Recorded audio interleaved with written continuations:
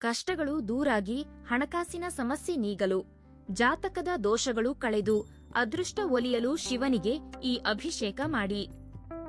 ಕೇಳಿದ ವರಗಳನ್ನು ನೀಡುವ ಪರಮ ದಯಾಮಯ ಆ ಪರಮೇಶ್ವರ. ಶಿವಲಿಂಗದ ಮೇಲೆ ಒಂದು ಬಿಂದಿಗೆ ನೀರು ಸುರಿದರೂ ಸಾಕು, ಆ ಶಿವನು ತಕ್ಷಣ ಕರುಣಿಸಿ ಕೇಳಿದ ವರಗಳನ್ನು ಪ್ರಸಾದಿಸುತ್ತಾನೆ.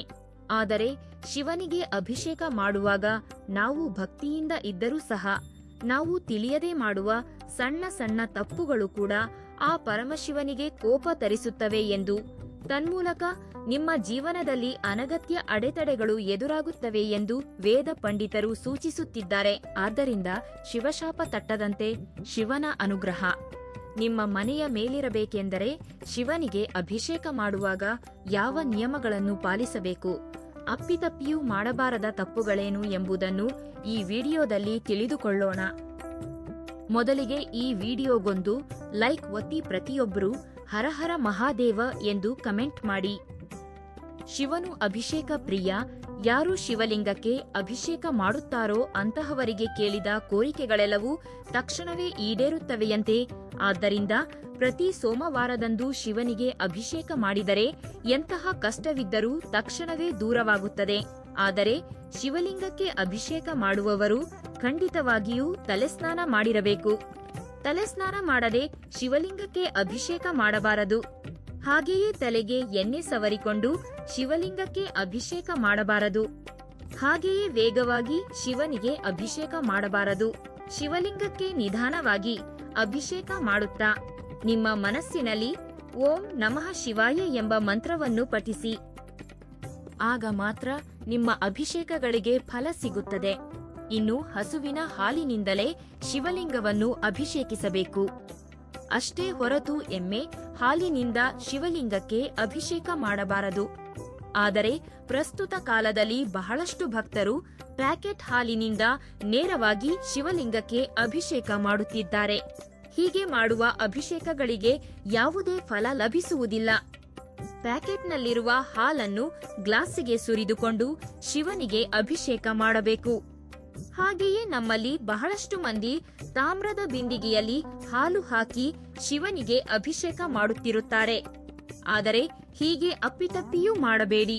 ಏಕೆಂದರೆ ತಾಮ್ರದ ಬಿಂದಿಗೆಯಲ್ಲಿರುವ ರಾಸಾಯನಿಕಗಳ ಕಾರಣದಿಂದ ತಾಮ್ರದ ಪಾತ್ರೆಯಲ್ಲಿ ಹಾಲು ಹಾಕಿದ ತಕ್ಷಣ ಅವು ವಿಷಪೂರಿತವಾಗುತ್ತವೆಯಂತೆ.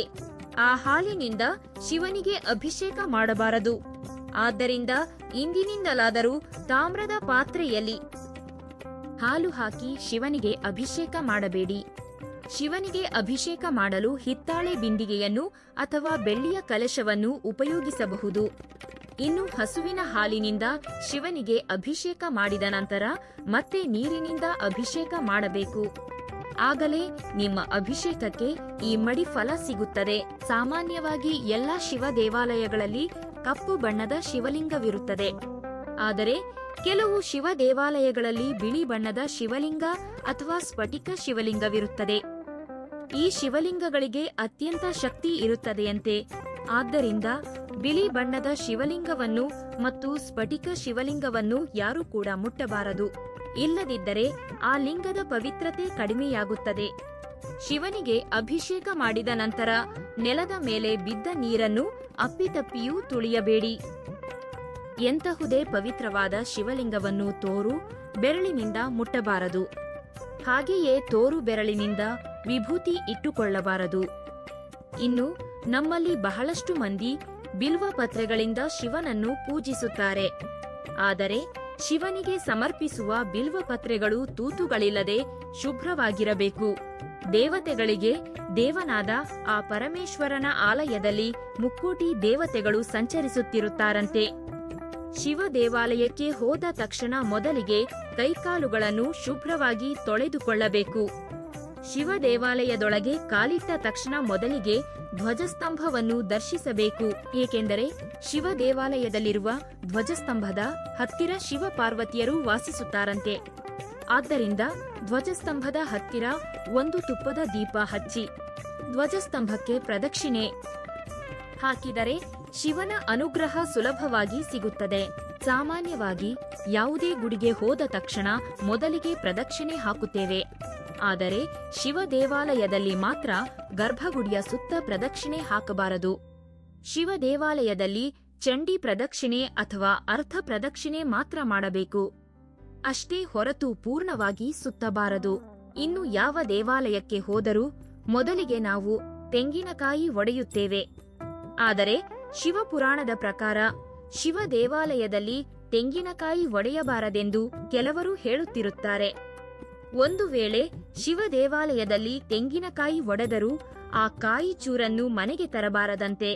ಶಿವ ದೇವಾಲಯದಲ್ಲಿ ಒಡೆದ ತೆಂಗಿನಕಾಯಿಯನ್ನು ನಮ್ಮ ಮನೆಗೆ ತರಬೇಕೆಂದಿದ್ದರೆ ಅಲ್ಲಿರುವ ಚಂಡೀಶ್ವರನಿಗೆ ಆ ತೆಂಗಿನಕಾಯಿಯನ್ನು ತೋರಿಸಿ ಚಂಡೀಶ್ವರನ ಕಿವಿಯಲ್ಲಿ ಚಿಟಿಕೆ ಹಾಕಿ ನಮಸ್ಕಾರ ಮಾಡಿಕೊಂಡು ಆ ನಂತರವೇ ಆ ತೆಂಗಿನಕಾಯಿಯನ್ನು ನಮ್ಮ ಮನೆಗೆ ತರಬೇಕಂತೆ. ಇನ್ನು ಶಿವ ದೇವಾಲಯದಲ್ಲಿರುವ ಶಿವನ ಎದುರಿಗೆ ನಂದೀಶ್ವರನಿರುತ್ತಾನೆ. ಕೈಲಾಸದಲ್ಲಿರುವ ಪರಮೇಶ್ವರನು ಯಾವಾಗಲೂ ತಪಸ್ಸಿನಲ್ಲೇ ಇರುತ್ತಾನೆ. ಆದ್ದರಿಂದ ಶಿವ ದೇವಾಲಯದಲ್ಲಿರುವ ನಂದಿಯ ಕಿವಿಯಲ್ಲಿ ನಿಮ್ಮ ಕೋರಿಕೆ ಯಾವುದಿದ್ದರೂ ಹೇಳಿಕೊಂಡು ಶಿವನನ್ನು ದರ್ಶಿಸಿಕೊಂಡರೆ ಆ ನಂದೀಶ್ವರನು ನಿಮ್ಮ ಕೋರಿಕೆಗಳನ್ನೆಲ್ಲ ಕೇಳಿ ತಪಸ್ಸಿನಲ್ಲಿರುವ ಪರಮೇಶ್ವರನಿಗೆ ಹೇಳುತ್ತಾನಂತೆ. ನಮ್ಮ ಕೋರಿಕೆಗಳೆಲ್ಲವೂ ನಂದಿಯ ಮೂಲಕವೇ ಶಿವನಿಗೆ ತಲುಪುತ್ತವೆ. ಆದ್ದರಿಂದ ಶಿವ ದೇವಾಲಯದಲ್ಲಿರುವ ನಂದಿಯ ಕಿವಿಯಲ್ಲಿ ತಪ್ಪದೇ ನಿಮ್ಮ ಕೋರಿಕೆಗಳನ್ನು ಹೇಳಿಕೊಂಡು ನಮಸ್ಕಾರ ಮಾಡಿಕೊಳ್ಳಿ. ಆದರೆ ನಂದಿಯ ಕಿವಿಯಲ್ಲಿ ನಿಮ್ಮ ಕೋರಿಕೆ ಹೇಳುವಾಗ ನಿಮ್ಮ ಗೋತ್ರದ ಹೆಸರು ಹಾಗೆಯೇ ನಿಮ್ಮ ಹೆಸರನ್ನು ಹೇಳಿ ಆ ನಂತರವೇ ನಿಮ್ಮ ಕೋರಿಕೆಯನ್ನು ಹೇಳಬೇಕು. ಹಾಗೆಯೇ ನಂದಿಯ ಕೊಂಬುಗಳ ನಡುವಿನಿಂದ ಶಿವಲಿಂಗವನ್ನು ದರ್ಶಿಸಿದರೆ ಕೈಲಾಸ ಪ್ರಾಪ್ತಿಯಾಗುತ್ತದೆ ಎಂದು ಶಿವಪುರಾಣ ವಿವರಿಸುತ್ತದೆ. ಶಿವ ದೇವಾಲಯಕ್ಕೆ ಹೋದ ಪ್ರತಿಯೊಬ್ಬರೂ ಏನನ್ನು ಮಾಡಿದರೂ ಮಾಡದಿದ್ದರೂ ಕಡ್ಡಾಯವಾಗಿ ಶಿವಲಿಂಗಕ್ಕೆ ಅಭಿಷೇಕ ಮಾಡಲೇಬೇಕು. ಶಿವ ದೇವಾಲಯಕ್ಕೆ ಹೋಗಿ ಶಿವನಿಗೆ ಅಭಿಷೇಕ ಮಾಡದಿದ್ದರೆ ಯಾವುದೇ ಪುಣ್ಯಫಲ ಸಿಗುವುದಿಲ್ಲ. ಆ ಶಿವನೂ ಸಹ ತೃಪ್ತಿಗೊಳ್ಳುವುದಿಲ್ಲ. ಆದ್ದರಿಂದ ಕನಿಷ್ಠ 1 ಬಿಂದಿಗೆ ನೀರಿನಿಂದಲಾದರೂ ಶಿವಲಿಂಗಕ್ಕೆ ಅಭಿಷೇಕ ಮಾಡಿ. ಆ ಶಿವನು ಬಹಳ ಸಂತೋಷ ಪಡುತ್ತಾನೆ. ಇನ್ನು ಶಿವ ದೇವಾಲಯಕ್ಕೆ ಹೋದ ಪ್ರತಿಯೊಬ್ಬರೂ ವಿಭೂತಿ ಅಥವಾ ಗಂಧದ ಬೊಟ್ಟನ್ನು ಕಡ್ಡಾಯವಾಗಿ ಧರಿಸಬೇಕು. ವಿಭೂತಿಗೆ ಅತ್ಯಂತ ದೈವಿಕ ಶಕ್ತಿ ಇರುತ್ತದೆ.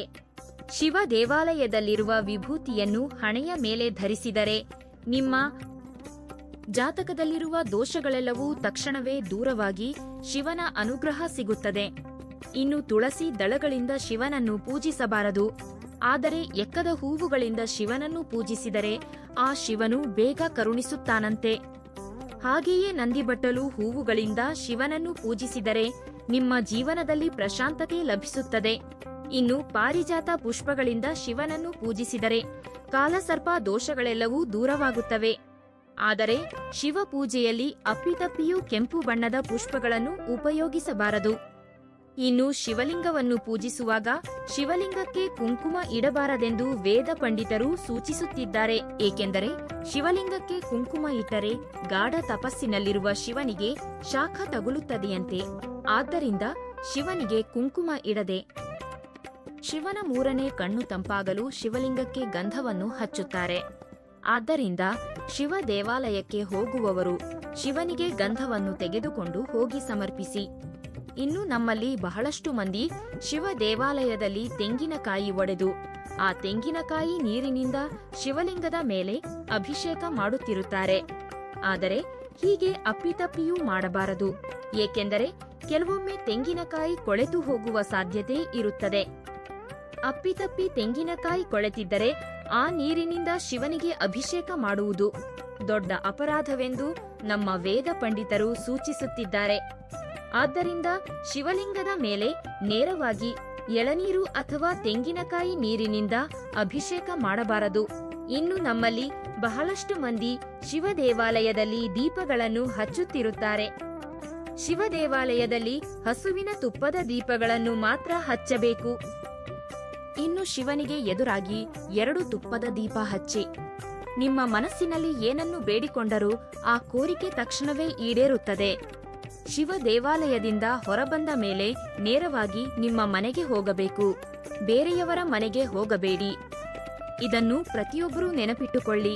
ಶಿವ ದೇವಾಲಯದಿಂದ ಮನೆಗೆ ಹೋದ ತಕ್ಷಣ ಮೊದಲಿಗೆ ನಿಮ್ಮ ಕೈಕಾಲುಗಳನ್ನು ಶುಭ್ರವಾಗಿ ತೊಳೆದುಕೊಂಡು ಆ ನಂತರವೇ ಮನೆಗೆ ಕಾಲಿಡಬೇಕು. ಇನ್ನು ಸಂತಾನಕ್ಕಾಗಿ ಕಾಯುತ್ತಿರುವ ದಂಪತಿಗಳು ಹಸುವಿನ ತುಪ್ಪದಿಂದ ಶಿವಲಿಂಗಕ್ಕೆ ಅಭಿಷೇಕ ಮಾಡಿದರೆ ಖಂಡಿತವಾಗಿಯೂ ಸಂತಾನ ಪ್ರಾಪ್ತಿಯಾಗುತ್ತದೆ. ಇನ್ನು ನಮ್ಮಲ್ಲಿ ಬಹಳಷ್ಟು ಮಂದಿ ಅತಿಯಾದ ಹಣದ ಸಮಸ್ಯೆಯಿಂದ ಕಷ್ಟಪಡುತ್ತಿರುತ್ತಾರೆ. ಅಂತಹವರು ಕಬ್ಬಿನ ಹಾಲಿನಿಂದ ಶಿವಲಿಂಗಕ್ಕೆ ಅಭಿಷೇಕ ಮಾಡಿದರೆ ಹಣಕಾಸಿನ ವಿಚಾರದಲ್ಲಿ ಒಳ್ಳೆಯದಾಗುತ್ತದೆ.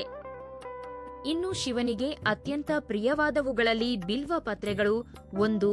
ಪ್ರತಿ ಸೋಮವಾರ ಶಿವನಿಗೆ ಬಿಲ್ವ ಪತ್ರೆಗಳನ್ನು ಸಮರ್ಪಿಸಿದರೆ ಅನಂತ ಕೋಟಿ ಪುಣ್ಯಫಲ ಸಿಗುತ್ತದೆ ಮತ್ತು ಮುಟ್ಟಿದ್ದೆಲ್ಲ ಚಿನ್ನವಾಗುತ್ತದೆ ಎಂಬ ನಂಬಿಕೆಯಿದೆ. ಪ್ರತಿ ಶಿವ ದೇವಾಲಯದಲ್ಲಿ ನವಗ್ರಹಗಳು ಕಡ್ಡಾಯವಾಗಿ ಇರುತ್ತವೆ. ಆದರೆ ನಮ್ಮಲ್ಲಿ ಬಹಳಷ್ಟು ಭಕ್ತರು ನವಗ್ರಹಗಳಿಗೆ ಪ್ರದಕ್ಷಿಣೆ ಹಾಕಬೇಕೆಂದರೆ ಭಯಪಡುತ್ತಾರೆ. ಆದರೆ ಶಿವ ದೇವಾಲಯದಲ್ಲಿರುವ ನವಗ್ರಹಗಳಿಗೆ 9 ಪ್ರದಕ್ಷಿಣೆ ಹಾಕಿದರೆ ನಿಮ್ಮ ಜಾತಕದಲ್ಲಿರುವ ಶನಿ ದೋಷಗಳೆಲ್ಲವೂ ದೂರವಾಗಿ ಅಪಾರ ಅದೃಷ್ಟ ಒದಗಿ ಬರುತ್ತದೆಯಂತೆ. ಆದ್ದರಿಂದ ಇಂದಿನಿಂದಲಾದರೂ ಶಿವ ದೇವಾಲಯಕ್ಕೆ ಹೋದಾಗಲೆಲ್ಲ ನವಗ್ರಹಗಳಿಗೆ 9 ಪ್ರದಕ್ಷಿಣೆಗಳನ್ನು ಹಾಕಿ. ಯಾವುದೇ ದೋಷವಿರುವುದಿಲ್ಲ. ಇನ್ನು ಸಂಪಿಗೆ ಹೂವುಗಳನ್ನು ಮಾತ್ರ ಅಪ್ಪಿತಪ್ಪಿಯೂ ಶಿವನಿಗೆ ಸಮರ್ಪಿಸಬಾರದು.